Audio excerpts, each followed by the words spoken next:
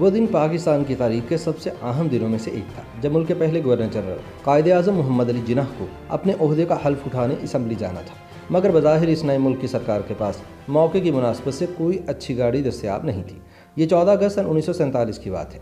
محمد علی جناح اور انڈیا کے آخری وائس رائے لارڈ ماؤنٹ بیٹن کو کراچی میں اس وقت کے گورنر جنرل ہاؤس سے سندھ اسمبلی پہنچنا تھا، جہاں پہلے گورنر جنرل کی حلف برداری کی تقریب رکھی گئی تھی۔ قائد اعظم محمد علی جناح کے ADC جنرل گل حسن خان اپنی یادداشتوں میں لکھتے ہیں کہ ٹرانسپورٹ ان کی ذمہ داری تھی۔ مجھے سختی سے ہدایت کی گئی تھی کہ ٹرانسپورٹ خریدنے کی ضرورت نہیں، اسی سے گزارا کریں جو ہمارے پاس ہے، اور ضرورت کے تحت گاڑیاں ادھار مانگیں۔ لیکن گاڑی ادھار مانگنا عملی طور پر ٹھیک ثابت نہ ہوا، کیونکہ جن کے پاس اچھی نظر آنے والی گاڑیاں تھیں انہوں نے خود ان گاڑیوں پر تقاریب میں شریک ہونا تھا۔ پھر ایک مزید مشکل اس وقت کھڑی ہوئی جب وائس رائے اور گورنر جنرل نے یہ خواہش ظاہر کی کہ وہ سندھ اسمبلی کسی کھلی چھت والی گاڑی پر آنا چاہیں گے۔ ایسی گاڑی کا بندوبست کرنا آسان نہیں تھا، مگر بڑی تگ و دو کے بعد ایسی ایک گاڑی ڈھونڈ لی گئی۔ دراصل پیلے رنگ کی Rolls Royce Nawab of Bahawalpur کی ملکیت تھی۔ سن 1924 ماڈل کی اس کار کو کئی برس سے استعمال میں نہیں لایا گیا تھا اور اسے مرمت کی بھی ضرورت تھی۔ سندھ اسمبلی کی عمارت میں تقریب کے بعد وائس رائے اور گورنر جنرل واپس گورنر جنرل ہاؤس پہنچے۔ تقریب کے بعد کا احوال بتاتے ہوئے گل حسن کہتے ہیں کہ پیلی رولز رائس بمشکل گھر کے پورچ تک پہنچ پائی۔ دونوں معزز شخصیات کو اس پر سے اتارا گیا اور پھر اس کار نے کہا کہ بس اب بہت ہو گیا۔ اچانک اس کے انجن میں آگ بھڑک اٹھی، جسے عملے نے بجھایا۔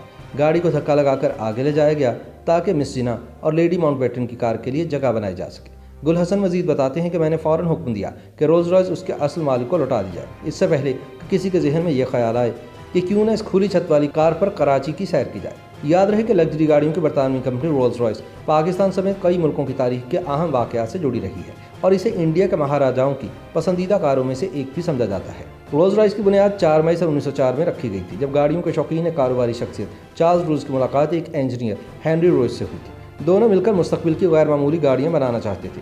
رولز اس کاروبار کو سمجھتے تھے کیونکہ انہیں درآمد شدہ غیر ملکی گاڑیاں بیچنے کا تجربہ تھا، اور دوسری طرف روز بطور انجینئر اپنے فن میں ماہر تھے، جو اس دور میں بھی ورک فرام ہوم کرتے ہوئے اپنے گھر میں موجود اسٹوڈیو سے اکثر کام کیا کرتے تھے۔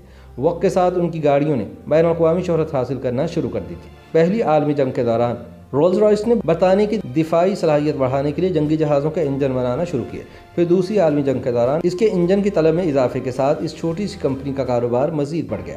سن 1953 میں رولز رائس نے سویلین مسافر طیاروں کے جیٹ انجن بنانا بھی شروع کر دیا۔ 80 کی دہائی میں زمین، فضا اور پانی میں آمد و رفت کے لیے معاونت فراہم کرنے والی واحد برطانوی کمپنی بن گئی۔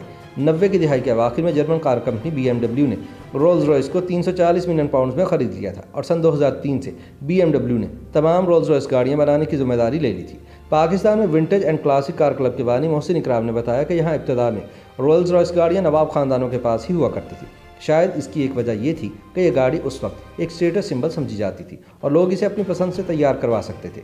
محسن اکرام بتاتے ہیں کہ نواب و خیرپور کے پاس 2 قدیم رولز رائس تھی، جن میں سے ایک اب پاکستان سے باہر جا چکی ہے اور دوسری کو ریسٹور کیا جا چکا ہے۔ نواب و بہاولپور کے پاس کافی رولز رائس گاڑیاں ہوا کرتی تھی۔ وہ بتاتے ہیں کہ سن 1947 میں جناح کی سواری بننے والی ایک رولز رائس اب کاروباری شخصیت کریم چھابرا کے پاس ہے۔ اس وقت پاکستان کی حکومت کے پاس اتنی گاڑیاں نہیں تھیں، تو انہوں نے نواب و بہاولپور سے گاڑی ادھار لی تھی۔ ملکہ برطانیہ کی جانب سے بھی ایک رولز رائس پاکستان کے پہلے گورنر جنرل قائد اعظم محمد علی جناح کو تحفے میں دی گئی تھی، جو ان کے وصال تک ان کے استعمال میں رہی۔ محسن اکرام نے بتایا کہ ملکہ برطانیہ کی طرف سے قائد اعظم محمد علی جناح کو ملنے والی رولز رائس میں ان کی گزارش پر اینیمل گلو کی جگہ آرٹیفیشل گلو استعمال کی گئی تھی۔ انہوں نے اس گاڑی کو ریسٹور کرنے میں کلیدی کردار ادا کیا تھا۔ وہ بتاتے ہیں کہ نیلامی کے کئی برسوں بعد اب یہ بزنس مین عارف ہاشوانی کے پاس ہے۔ ان کا کہنا تھا کہ یہ ایک بہت قیمتی برانڈ ہے اور اس کی کچھ گنتی کی کاریں ہی پاکستان میں موجود ہوا کرتی تھی۔ محسن کہتے ہیں کہ وہ کچھ سال قبل تک مختلف علاقوں میں ونٹیج گاڑیوں کی کھوج پر نکلا کرتے تھے۔ ہم مقامی لوگوں سے پوچھا کرتے تھے کہ یہاں کوئی پرانی گاڑی کھڑی ہے۔ وہ مزید بتاتے ہیں کہ ہم یہ کاریں جا کر دیکھا کرتے تھے، اکثر کوئی فوکس یا موریس ہوتی تھی۔ اس طرح گارڈن کے علاقے میں ہم پرانی گاڑیاں ڈھونڈ رہے تھے تو کسی نے بتایا کہ عمارت کی چھت پر ایک گاڑی سامان کے نیچے دبی ہوئی ہے۔ جب سامان اتارا گیا تو پتہ چلا کہ سن 1920 کی رولز رائس وہاں کھڑی تھی۔ محسن نے بتایا کہ یہ گاڑی انڈین اداکار شیخ مختار کی تھی، جو 70 کی دہائی میں پاکستان آ گئے تھے اور انہیں گاڑیوں کا بہت شوق تھا۔ اب یہ گاڑی کراچی میں گلشن اقبال کے علاقے میں ایک چھت پر کھڑی ہے۔ ان کی وفات کے بعد ان کے بچوں نے گاڑی کا خیال نہیں رکھا اور امریکہ منتقل ہو گئے، تاہم کسی کو نہیں معلوم کہ یہ گاڑی عمارت کی چھت پر کیسے پہنچی۔ لیکن رولز رائس جیسی مہنگی کار کا تحفہ کسی حکمران کے لیے مشکلات بھی کھڑی کر سکتا ہے۔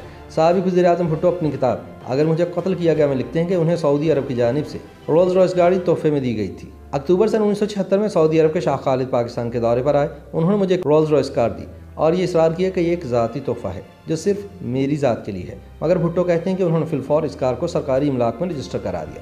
میں بھی یہ رولز رائس اپنے لیے رکھ سکتا تھا، میں کوئی ولی نہیں، لیکن میں اتنا گناہ گار بھی نہیں جتنا جنرل ضیاء کا فوجی ٹولہ مجھے بنا کر پیش کر رہا ہے۔ در حقیقت بھٹو اس مثال سے یہ ثابت کرنا چاہ رہے تھے کہ انہوں نے حکومت پہ رہتے ہوئے جہاں تک ممکن ہوا اپنی ساکھ قائم رکھنے کی کوشش کی۔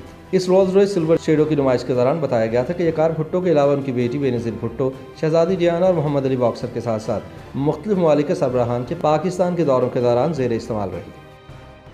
YouTube پر گوگلی نیوز دیکھنے کے لیے youtube.com کی سرچ بار میں googly news T V type کریں۔ گوگلی نیوز کے پیج پر سرخ رنگ کے سبسکرپشن والے بٹن پر کلک کرنا نہ بھولیے۔ YouTube پیج پر اپلوڈ ہونے والی ویڈیوز سے باخبر رہنے کے لیے بیل آئیکن پر کلک کیجیے۔ آپ کو ہر نئی ویڈیو کے بارے میں نوٹیفیکیشن موصول ہو جائے گا۔